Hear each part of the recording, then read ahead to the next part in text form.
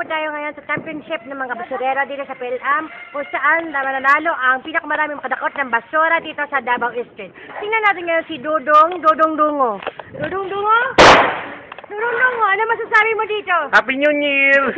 Happy New Year. O sige, si Neneng.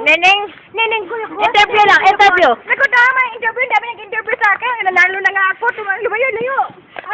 Sige. Ayaw mo pa interview. Ayaw mo pa kuha ng postiso ni Neneng. Tingnan natin ngayon ang isa. Mukhang may nananalo na doon sa kabilang dulo. Ay, naku talaga. Nagdadakot mga basura. Masabog. Nudong abit. Ano ba yung sabi niya? Nakakailang basket na kayo ng basura. Wala lang. Ay, ayun ako na. Puta. Ang mga bystander. Sino sa tingin niya mananalo dito sa competition na ito?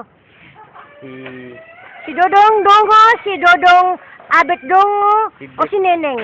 Si Bekbek. Si Bekbek. Sino naman si Bekbek? Ayun nga ka, si Bekbek.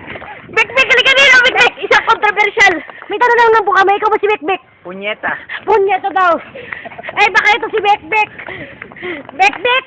Kamusta ang iyong Bekbek? Bekbek! Babalik tayo dito kay Dr. Dongo, isang matinding laban. Happy New Year! Sige, walis lang. Walis lang. Dudong Edwin! Pumuputok ka basura! Doktor sa umaga, Ardinero at paggabi! Sa umaga! Dudong ka man, day!